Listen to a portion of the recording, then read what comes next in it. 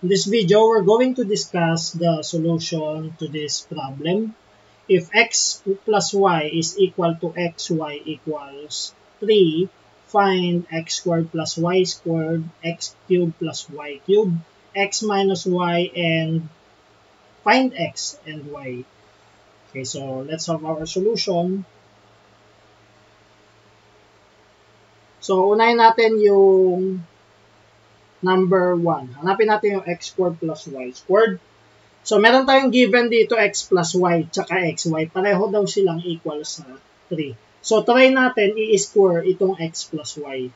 So, x plus y squared, this is the same as squaring 3. Kasi yung x plus y daw ay equal sa 3. So, expand natin to. So, this is x squared plus 2xy plus y squared equals 9. Okay? Tapos, gawin natin, itong xy, sabi, equal daw siya sa 3. So, i-substitute natin sa 3 itong xy. So, magiging x squared plus 2 times 3 plus y squared equals 9. Okay? So, 2 times 3 is 6. So, x squared plus 6 plus y squared equals 9. Lipat natin yung 6 sa right side. So, magiging x squared plus y squared equals 9 minus 6. And that is 3. No? X squared plus y squared equals 3. So, this will be our final answer. Okay, so let's have number 2. Hanapin naman natin yung x cubed plus y cubed. Okay? So, ang gawin natin, since cube naman, i-cube naman natin tong x plus y para may makuha tayong x cube tsaka y cube. So, x plus y cube, this is the same as getting the cube of 3.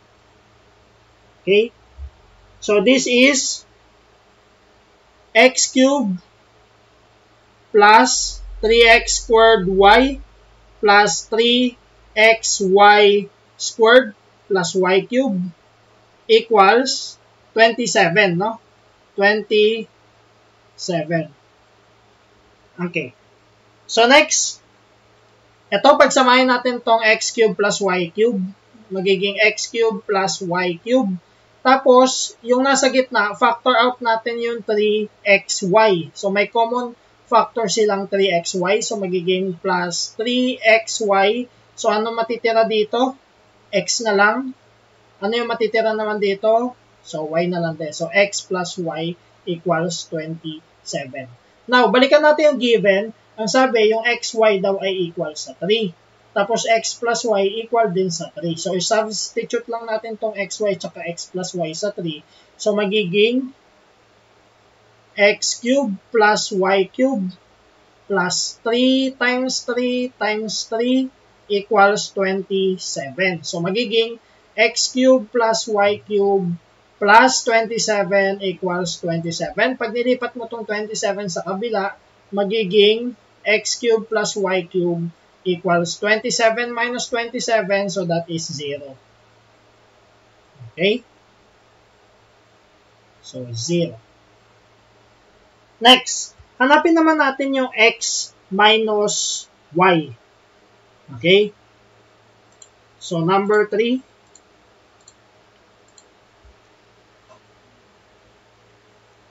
So, sa x minus y, gamitin natin tong x plus y equals 3 pa din. Pero this time, hindi natin siya i-cube, no?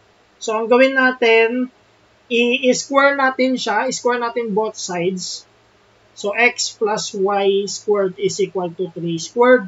So, magiging, expand natin to, x squared plus 2xy plus y squared equals 9. Okay. Now, kunin natin yung idea din na yung xy ay equal sa 3. Okay? So, dito, since yung xy ay equal sa 3, kapag kinuha ko o minultiply ko both sides yan by 4, magiging 4xy equal sa 4 times 3 is 12. Okay. So, para saan naman to? 4xy equals 12. Ang gagawin ko kasi dito, from x plus y, gagawin kong x minus y. Okay? Di ba x plus y squared? Gagawin ko siyang x minus y squared. So, para mangyari yon, kinuha ko yung idea na to, xy equals 3, nag-multiply ako ng 4, tapos, eto, isusubtract ko both sides. Sa left side, isusubtract ko yung 4xy. Tapos, ang pangsusubtract ko sa 9, subtract ko sa 9, ay 12. Okay, pang-minus na lang. Sa 9 ay 12. Kasi equal naman sila. So, magiging x squared plus 2xy minus 4xy plus y squared equals 9 minus 12. So, magiging x squared minus 2xy plus y squared equals negative 3. Okay? Tapos, ito, gawin natin x minus y squared equals negative 3. Okay? So, wala tayong ginawa.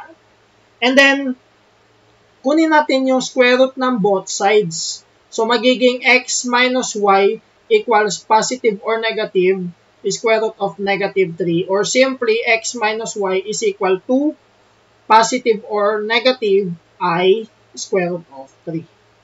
Okay? So, ito na yung value ng x minus y. Okay? So, try naman natin hanapin yung value or values ng x and y. Okay, so number 4. So, dito, para makuha ko yung value or values, because we are not sure, no, kung isa lang siya or dalawa or more than one, no. So, ang gagamitin ko ay yung x plus y equals 3. Tapos, itong nakuha nating x minus y para mas madali. Okay, paano siya naging mas madali? So, makikita mo na, pag pinag-add ko to, makukuha ko na kagad yung x, ma-eliminate na kagad yung y, no? I is square root of 3. So, pag-add natin itong dalawa, magiging 2x equals 3 plus minus I square root of 3. Divide both sides by 2. Magiging x equals 3 plus minus I square root of 3 over 2. So, ito na yung value ng or values ng x. So, paano naman kay y? E di, imbis na ipag-plus natin, pag-minus na lang natin. So, x plus y equals 3. And then, x minus y equals positive or negative I square root of 3. So, pag-minus na lang natin sila para ma-eliminate yung x, tapos magiging 2y siya, equals 3, since nag-minus, mapapalitan to, imbes na plus-minus, magiging minus plus, I square root of 3. Tapos, divide both sides by 2. So, magiging y equals 3 minus plus, I square root of 3 all over 2. So, ito na yung ating sagot.